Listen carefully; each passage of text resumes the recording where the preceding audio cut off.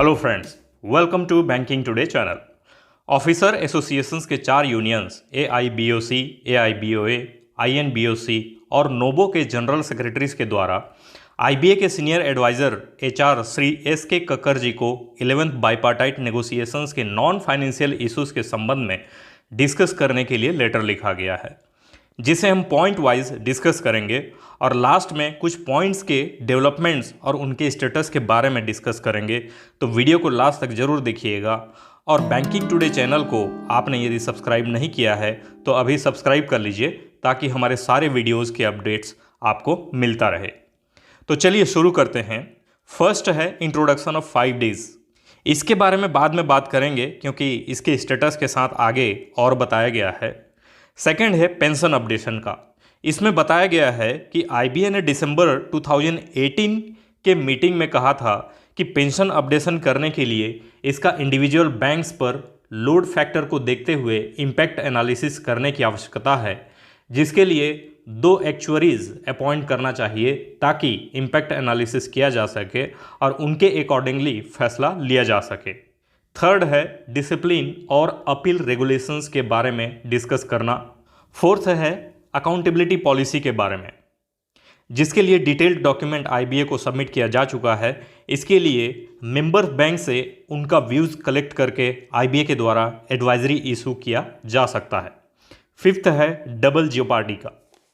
ऐसे एम्प्लॉयज़ जो किसी कारणवश प्रमोशन नहीं लेते हैं तो उन्हें PQP, FVP और स्टेग्नेशन इंक्रीमेंट से वंचित कर दिया जाता है। उनके लिए फाइनेंशियल रिलीफ देने के लिए कंसिडर किया जाना चाहिए, ऐसे बताया गया है और इसके लिए डिटेल्ड नोट सबमिट किया गया है। सिक्स्थ है डिफेंस असिस्टेंट को बोर्डिंग एंड लॉजिंग का पेमेंट करना। सेवेंथ है ग्रिड हॉलीडे। ऐसे ऑफिसर्स जो ग्रिड्स में काम करते हैं उनको केवल 6-7 दिन की नेशनलाइज्ड हॉलीडेज़ मिलती है, जबकि ब्रांचेज में काम करने वालों को सभी नेशनल हॉलीडेज़ 21 से 23 दिन का जितना भी हो सब मिलता है। तो इसमें डिफरेंसेस है हॉलीडेज़ का।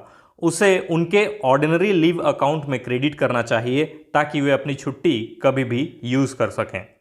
एट्थ है release of increments on 1 January and 1 जुलाई। इसे भी आगे दिया गया है तो उसे बाद में डिस्कस करेंगे।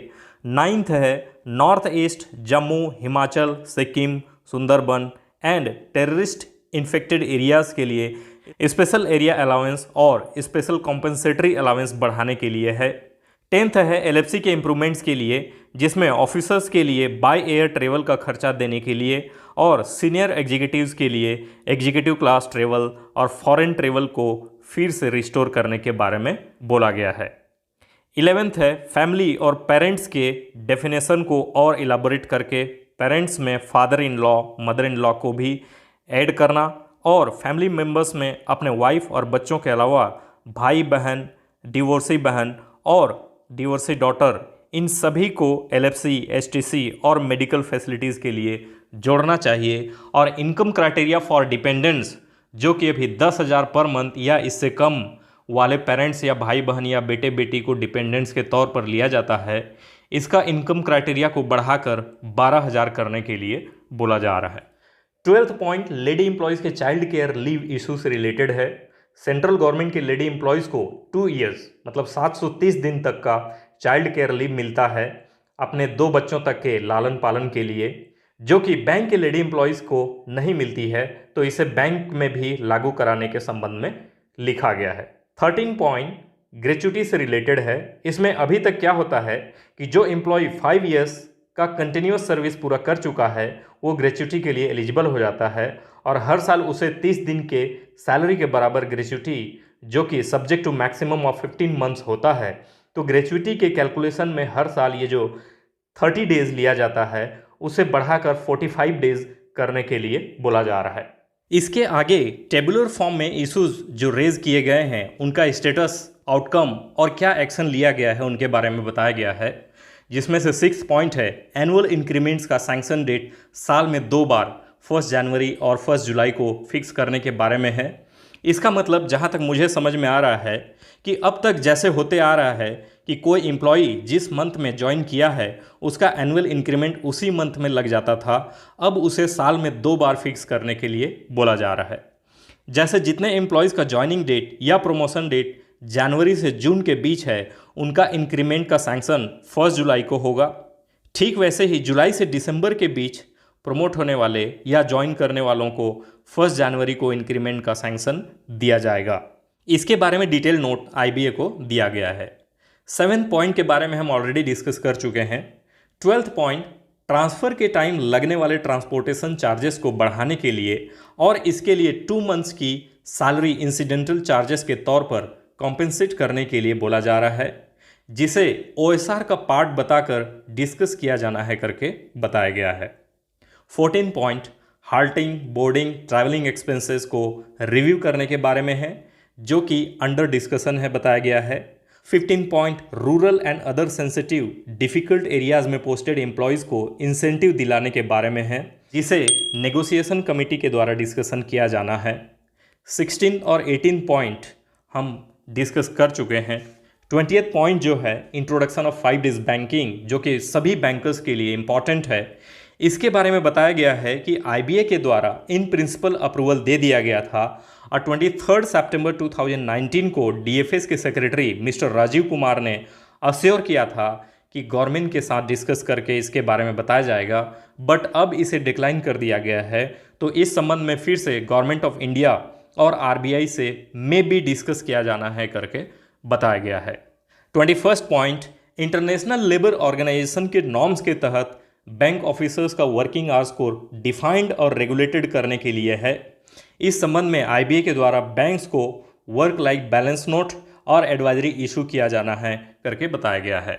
22nd point, definition of family, जिसका डिटेल बता चुका हूं, इसे इन प्रिंसिपल अप्रूवल दे दिया गया है और डिपेंडेंस का इनकम क्राइटेरिया बढ़ाकर 12,000 करने के लिए अग्री हो गए हैं, ऐसा बताया गया है। 26 point, pension, family pension and the principle of 1 rank 1 pension के संबंध में है, जो रिकॉर्ड नोट 25 मई 2015 को साइन किया गया था। इस संबंध में उसे इम्प्लीमेंट कराने के बारे में बोला गया है और उसे और डिस्कस करने के बारे में बोला गया है। 30th पॉइंट, स्टाफ को दिए जाने वाले लोन्स और एडवांसेस को रिव्यू करने के लिए और व्हीकल परचेज पर जो रोड टैक्स लगता है उसे बैंक्स के द्वारा दिलाने के लिए डिस्कस करने के लिए बोला गया है। तो इस संबंध में इंडिविजुअल बैंक से व्यू लेना है, उसके बाद फाइनल डिसीजन लिया जाना है करके बताया गया है। 31st point, disciplinary rules procedure को रिव्यू करने और सैंक्शनिंग अथॉरिटी को रिस्क अलाउंस देने के लिए इंट्रोड्यूस करने के बारे में बताया गया है और इस संबंध में डिस्कस किया जाना है। और लास्ट में स्टाफ वेलफेयर एक्टिविटीज़ के लिए बैंकों द्वारा दिया जाने वाला नेट प्रॉफिट का 3% को अमेंड करके ग्रॉस प्रॉफिट का 3% दिए जाने के बारे में बोला जा रहा है। इस बारे में आईबीए का कहना है कि गवर्नमेंट ऑफ इंडिया को लेटर लिखना है, वहाँ से अप्रूवल आने के बाद फैसला लिया जाएगा।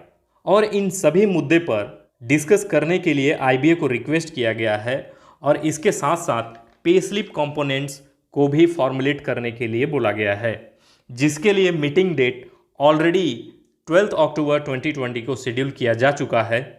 अब 12 अक्टूबर को इतने सारे नॉन फाइनेंशियल इश्यूज़ के बारे में डिस्कस किया जाना है और उस दिन जो भी आउटकम आएगा उसके ऊपर डिपेंड करेगा कि 11th बाइपार्टाइट सेटलमेंट, जिसका ड्यू डेट 90 डेज़ है, उसके पहले पहले हो पाएगा या नहीं, क्योंकि वर्कमेन यूनियंस का भी कई सारे नॉन फाइनेंशियल इश्यूज़ हैं और उनको भी आईबीए के साथ डिस्कस करना होगा। उसके बाद ही 11th bipartite settlement final stage पर पहुंचेगा। तो फ्रेंड्स, आज के वीडियो में बस इतना ही। वीडियो को लाइक कीजिए, शेयर कीजिए और यदि हमारे चैनल को अभी तक आपने सब्सक्राइब नहीं किया है तो प्लीज़ सब्सक्राइब कर लीजिए, ताकि हमारे सारे वीडियोज़ के अपडेट्स आप तक पहुँचता रहे। धन्यवाद।